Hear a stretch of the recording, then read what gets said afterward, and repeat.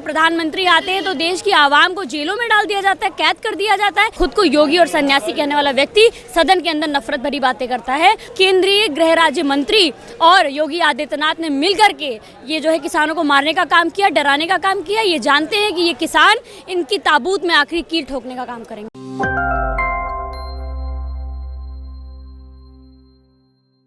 अखिलेश यादव को गिरफ्तार करके इको गार्डन ले आया गया है और तमाम जो समाजवादी पार्टी के कार्यकर्ता हैं वो इको गार्डन पहुंच चुके हैं। हमारे साथ पूजा शुक्ला जी हैं जिनसे हम बात करेंगे। पूजा जी, जिस तरीके से अखिलेश यादव जी लखीमपुर जाने वाले थे लेकिन उससे पहले पुलिस प्रशासन ने उन्हें कैद कर लिया और हिरासत में लेकर इको गार्डन भेज दिया, क्या कहेंगे इसको लेकर, किस तरीके का रवैया है ये? देखिए, किसानों के साथ लगातार इस उत्तर प्रदेश सरकार हो चाहे केंद्र की सरकार हो, उनका दमन कर रही है। और जो कल की घटना थी, केंद्रीय गृह राज्य मंत्री जी के बेटे ने जिस तरह से किसानों के ऊपर गाड़ी चढ़ा दी, तो ये साफ तौर पर दिखाता है कि योगी आदित्यनाथ की सरकार किसान विरोधी है और वो ये चाहते हैं कि इस उत्तर प्रदेश के अंदर किसान का सफाया कर दिया जाए।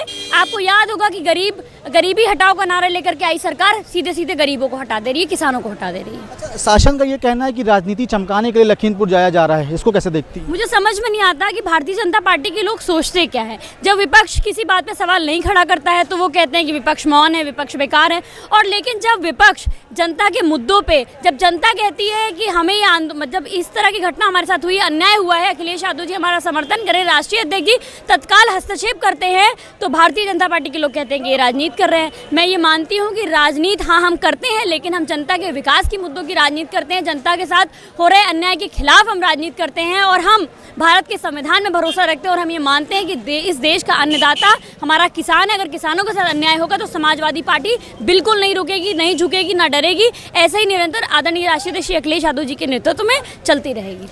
लगातार भारतीय जनता पार्टी का किसान विरोधी चेहरा सामने आ रहा है। कल जिस तरीके से लखीमपुर खीरी में घटना घटी है उसके बाद जो प्रशासन है वो और शासन दोनों ही मौन है, इसको कैसे देखती हैं और किस तरीके से इस पे आप काम करेंगे? 2022 का जनादेश साफ साफ आ गया है। 2022 में अखिलेश यादव जी पूर्ण बहुमत की सरकार बनाने जा रहे हैं। इस देश का नौजवान, किसान, व्यापारी, महिलाएं, प्रत्येक समाज के लोग, वर्ग के लोग, धर्म के लोग, सारे लोग समाजवादी पार्टी के राष्ट्रीय अध्यक्ष अखिलेश यादव जी को उम्मीद भरी नजरों से देख रहे हैं। क्योंकि सबने देखा है कि 2012 से लेकर के 17 तक कितना विकास उत्तर प्रदेश के अंदर हुआ, कितनी हमारी बहनें सुरक्षित थी, हमारे किसानों को उनकी फसल का उचित दाम मिला था। लेकिन योगी आदित्यनाथ की सरकार आते ही सिर्फ और सिर्फ अगर मुद्दा है तो कब्रिस्तान और शमशान, ईद और दिवाली। बहुत दुख की बात है कि खुद को योगी और सन्यासी कहने वाला व्यक्ति सदन के अंदर नफरत भरी बातें करता है। और मैं ये मानती हूँ कि केंद्रीय गृह राज्य मंत्री और योगी आदित्यनाथ ने मिलकर के ये जो है किसानों को मारने का काम किया, डराने का काम किया। ये जानते हैं कि ये किसान इनकी ताबूत में आखिरी कील ठोकने का काम करेंगे। आखिरी सवाल पूजा जी, कल प्रधानमंत्री लखनऊ में होंगे,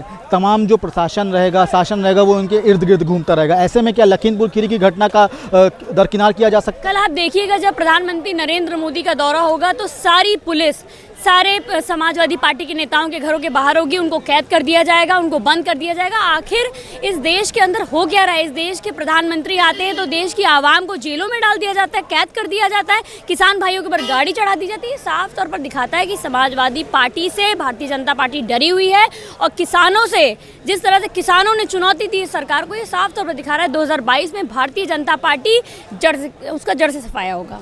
2022 के लिए समाजवादी पार्टी पूर्ण रूप से तैयार है और पूजा शुक्ला जी का साफ तौर पर कहना है कि भारतीय जनता पार्टी समाजवादी पार्टी से डरी हुई है और 2022 में एक बार फिर से अखिलेश यादव की सरकार बनेगी और उत्तर प्रदेश में विकास को दौड़ाया जाएगा। ब्रिजेश बाबूलाल के साथ अभिषेक पांडे, डेली इंसाइडर, लखनऊ।